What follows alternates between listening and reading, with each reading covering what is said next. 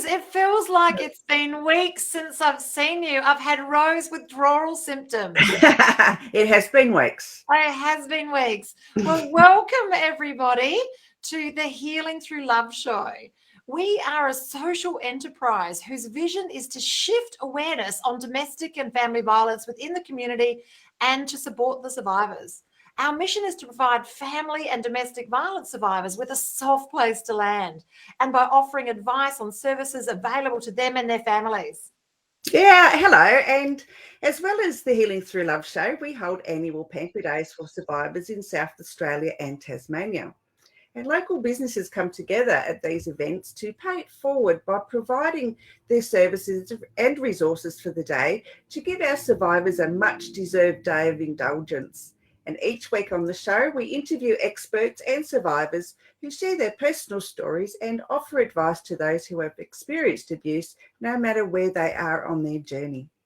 It's so true. We also put together most recently pamper packages that instead of going directly to survivors, we used them to leverage them and did them as a fundraiser directly for Catherine House. And collectively, the raffle raised more than $2,000. So it's lovely to be able to make a difference. So keep those packages coming, girls and boys. If you've got surplus things, they need to be new and surplus. And we'll put them together in packages and deliver them to those who are most in need. And hi, Lee, I can see you're in the chat. So keep the chat up, guys. And that's exactly where Rose is going to go now. She's going to pop off the screen and she's going to be driving the chat. So chat to us.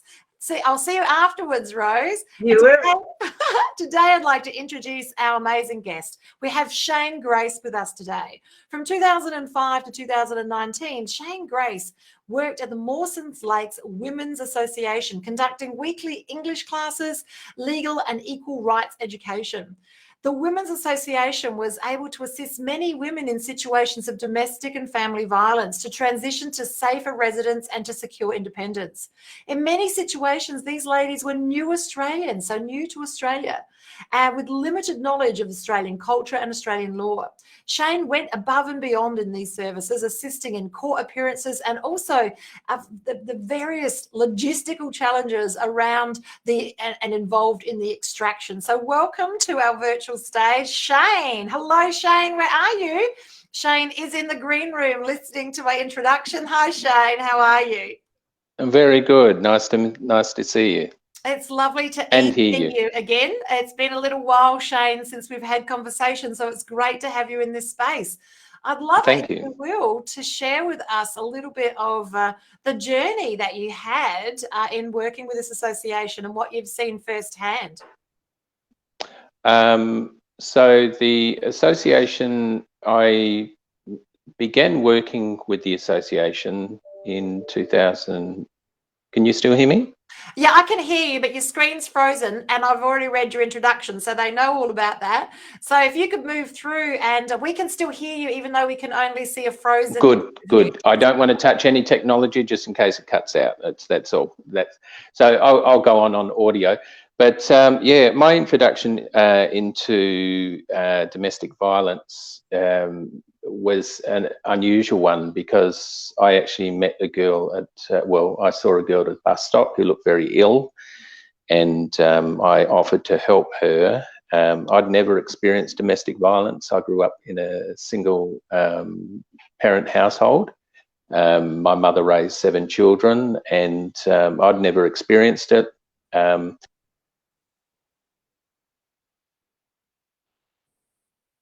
Now we've lost audio right now, but Shane was explaining how he met a girl at a bus stop and how she looked unwell, and he didn't actually know what the challenge was. He just was, and the kind-spirited human being that Shane actually is, wanted to engage her to ask for, could she have any assistance? And this is, I'm knowing Shane as I do and spending some quality time with Shane on the phone and virtually. He is a kind soul. And, what lesson can we learn from this, guys? What lesson can we learn?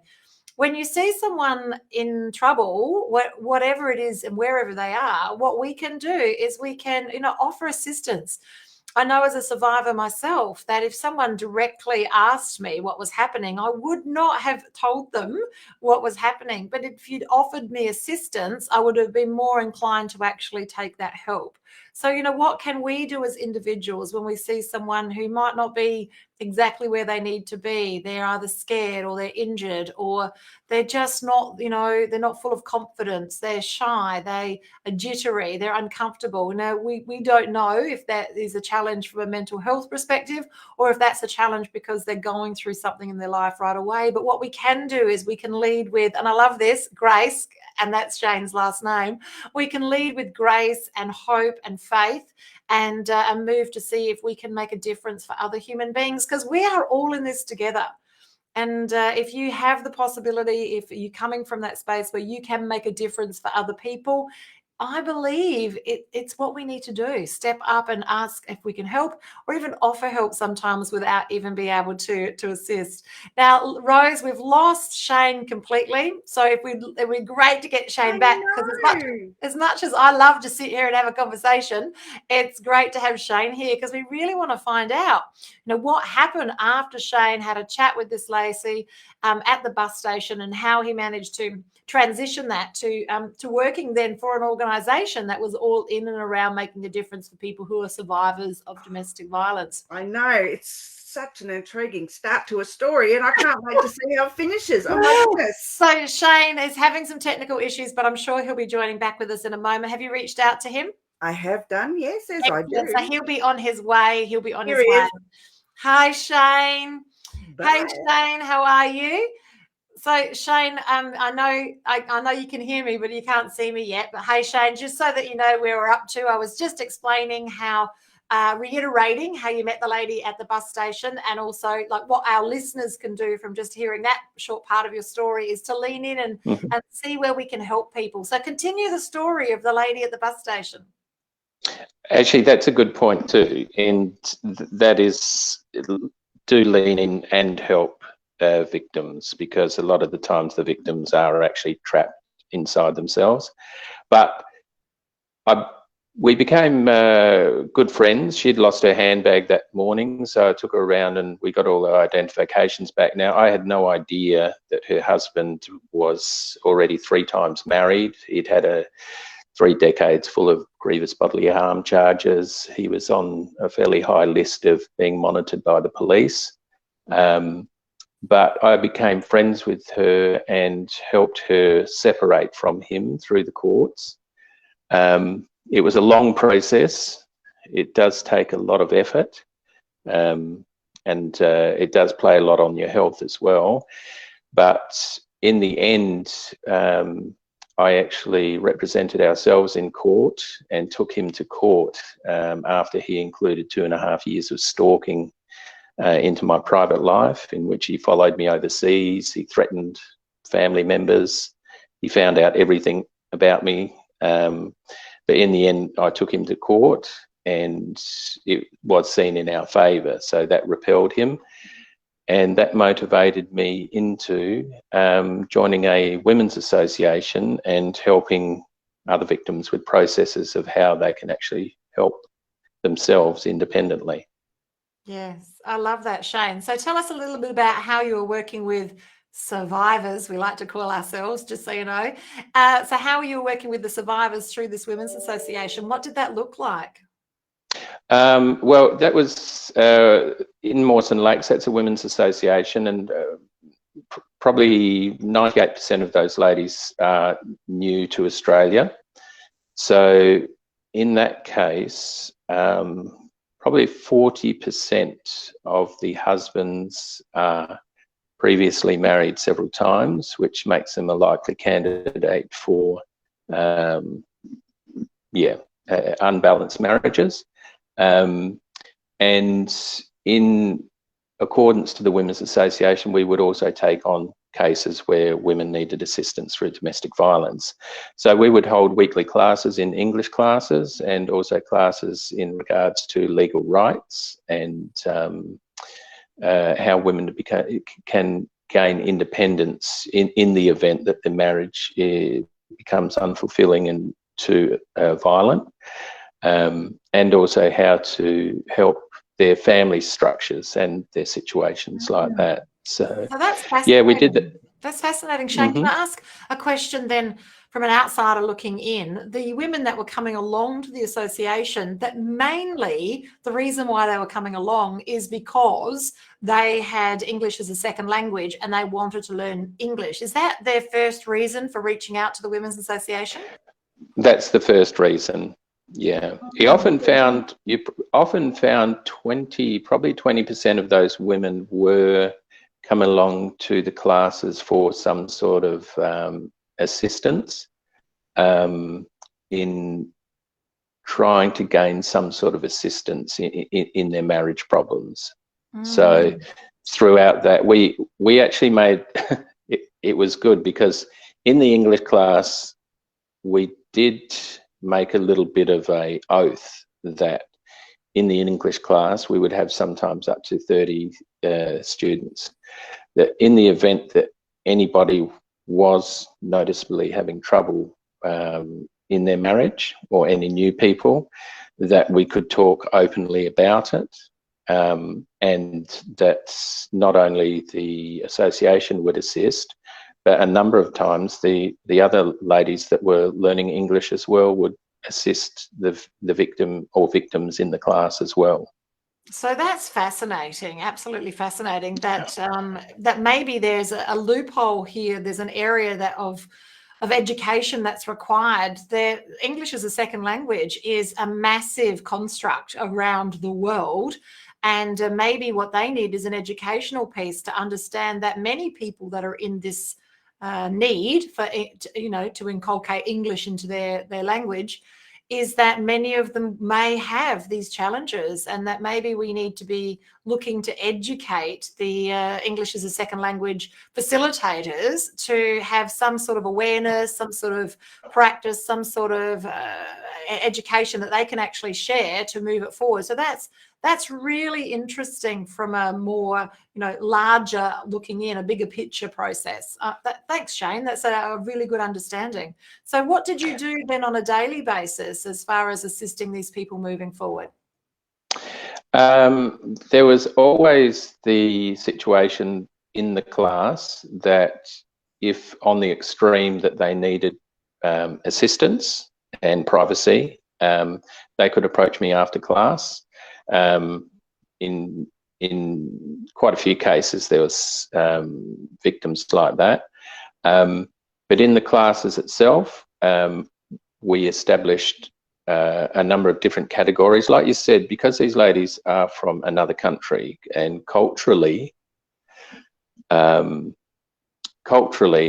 women in Asian countries are, how can you say, formed to be more submissive in the marriage. They're not to really stand up independent. They're more in countries of interdependence rather than independent.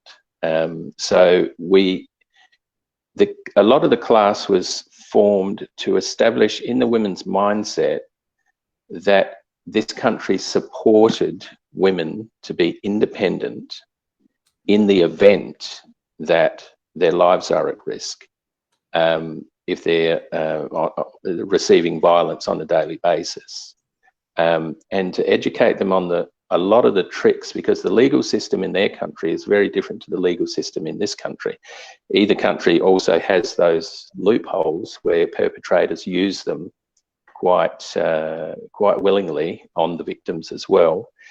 One example here in Australia that is probably used quite frequently is that when victims are in a violent marriage, the perpetrator will often say to the victim, if I kill you, I would go to a doctor and I would just be certified insane and I would not serve any time. And reiterated that to a victim over and over again, the victim is more than likely to comply to the perpetrator.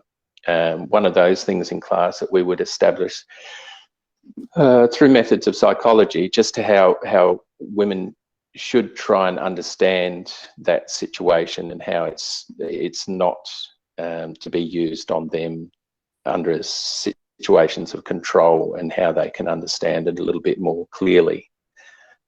So yeah, that was one method, but there was a lot of understanding towards the legal rights as well, the court process, which I find is quite empathy fatigued when it comes to victims.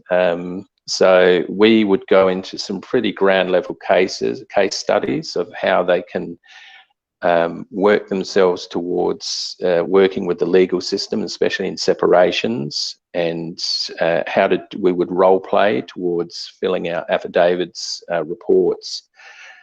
In some cases, some of these women would have to fill out reports several times, or even dozens of times, before any action was taken. So we would role play those situations.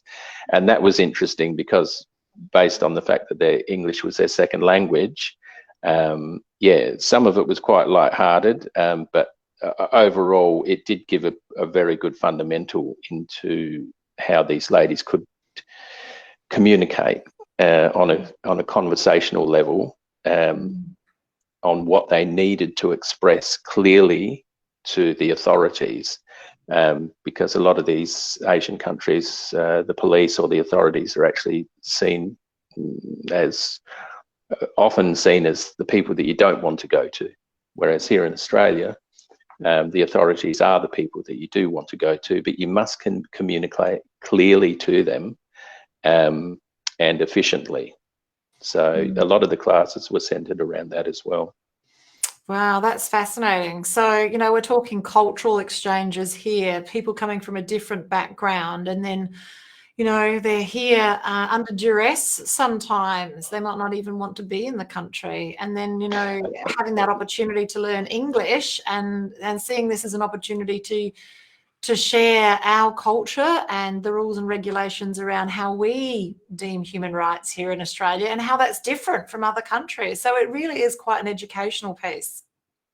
Yeah, the understanding of cultural legalities in both countries and how it affects people coming into this country is a huge thing as well. I think that the government would do themselves huge favours if they educated a lot of the migrants on helping them to understand that the legal system here in Australia is very strong and very helpful, whereas there's, you know, huge amounts of domestic violence that are still going through this country through migrants that are not knowing or trusting the authorities, so they don't report it, and it goes on for decades.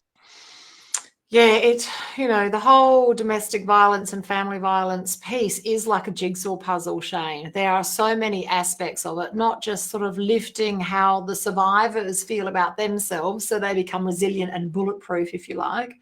Then there's also lifting that awareness in and around the educational piece about how the rules and regulations in this country are different. And then, you know, helping other people that are outside looking in, you know, like the lady at the bus stop, you know, where can we use our own level of intuition to see there's something not right here, not making assumptions, just asking questions and just open-heartedly, you know, offering assistance, how we could then, you know, bring light to a darker subject and help empower them move forward. And I think it's about having all of those resources understood as well. And I know here at Healing Through Love, a great deal of what we do is educational pieces around what is available, both in our interviews here on the program, but also with our Pamper Days. We have people from women's associations and also Al-Anon and all of the other different groups that can support people in this area come along and offer education. But it's interesting, people come to the Pamper Days more for the feel good than they do for the education, but they need more education than they need pampering. It's so true. Shane has just slipped off the screen for a moment. He's had some tech issues. He won't be, I'm sure he won't be long. But, you know, that does bring us to, you know, where are we and how can we bring these educational pieces to the people that need them the most? How can we bring them to the people that are going through the process, the people that are surviving this on a daily basis? How do we get through? You know, where are they hanging? Are they on Facebook? Are they on LinkedIn? Are they on TikTok? Are they watching television? How can we get this message that there is light at the end of this tunnel, and that with some people around you to assist you in the process, both legally and morally, and, you know, even just energetically, how we can move you from this place of darkness into the light? And yeah, I'm really proud to be an Australian through all of this, because from what I see, we have a really great system. It's just about knowing what the system is, how the system works, and having that connection to the resources. And here at Healing Through Love, it's great to be that that go-between, to get the information from there to you, and so that you can disseminate that into the population. So if you yourself are a survivor, or if you have friends or family who are having challenges, you know, reach out. We can definitely connect you. On our website, we have all of the touch points that you'll need to know. And we actively support and raise funds for everybody in the process. Particularly this year, we're doing Catherine House, leaning in and making a difference. Just recently did a raffle at a fundraising event, and together with us and a few others, that we managed to raise well and truly over $2,000. So it's nice to be able to do that in between our Pamper days. Now, I'm not sure if Shane's going to be coming back to join us, which is a pity, because Shane, it was a great conversation. So I might just ask Rose to jump back on, and we want to give you a little bit of an update about what's happening in the area. Hi, Rose. And Rose's volume is just going to get turned on, and then we'll be able to hear her beautiful voice. Hi, Rose. Oh, hello. Yes, I just muted myself and forgot to press the unmute. There you go. That's okay, All Rose. sorts of techie issues today. Oh, we are. We're having, I think we've got gremlins in the machines, guys. Gremlins in the machines. Rose, can you tell us a little bit more, and a bit more of an update, because it's been a couple of weeks since we've spoken, about what's happening for Healing Through Love in Tasmania with the men's retreat? Yes, I'm still sourcing a venue, but I've received some really fabulous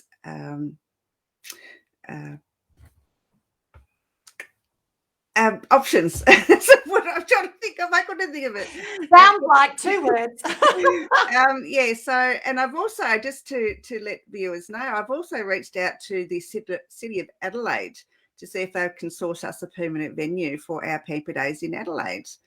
So I'm just waiting to hear back from them for confirmation of a room that they can gift us for infinitum, I guess, for the duration of our Pamper Days. So that's really great. I'm going to be doing that for the same in Hobart too. I'll be writing to the city of Glenorchy and to the city of Hobart to see if they will gift us a room for the same things, because unfortunately the showgrounds is no longer available here in Hobart, because they're being renovated. So I would take this opportunity during the C word to renovate as well. Absolutely.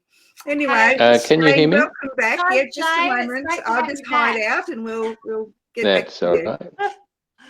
So Shane, so Rose has just jumped off. She was just treading water and telling us about our Tasmania event that we've got coming up, which is going to be a retreat for men, in and around men that have survived family and domestic violence, which we're very excited, because it's our first venture into support. Oh, lovely. That sounds good. Of the species. So we're really excited about that.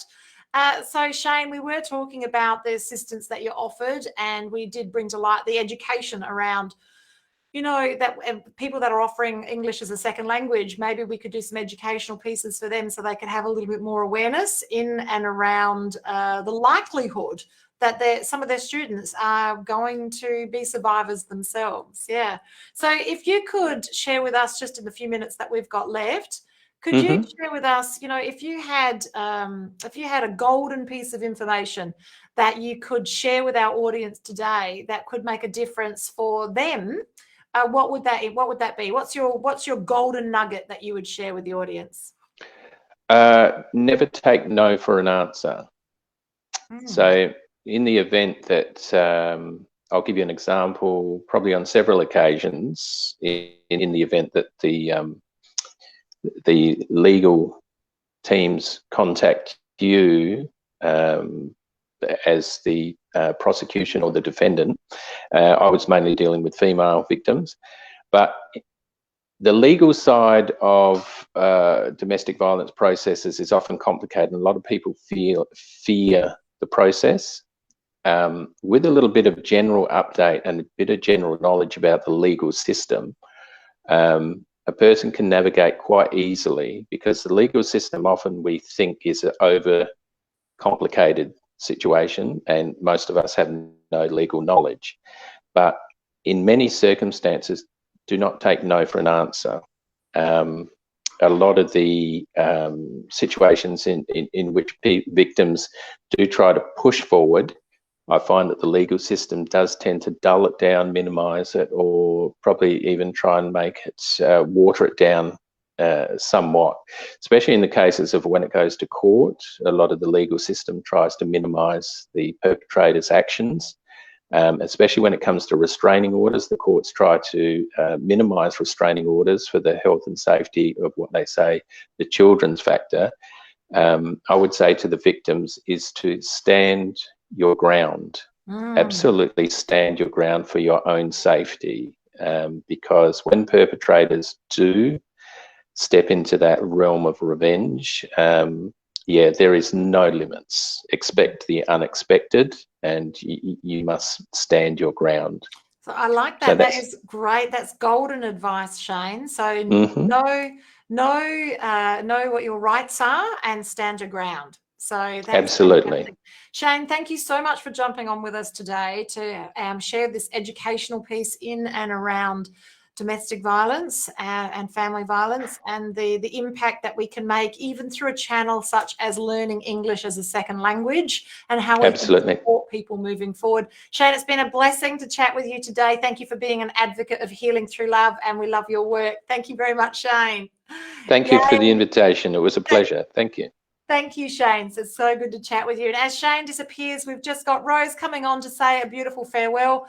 Guys, we're till next week when we have our next show. It's been a privilege and a pleasure to share this space with you. We've got another great guest next week, and keep the goodies coming. If you've got extras of anything, reach out, let us know. We'll put them into the packages and get them to the people that need, and to create these Pampers. And if you're a business and you can make a difference, please reach out. We're looking for more exhibitors to both our Tasmanian and our Adelaide event. It's been a privilege and a pleasure. Thank you so much for joining us at Healing Through Love.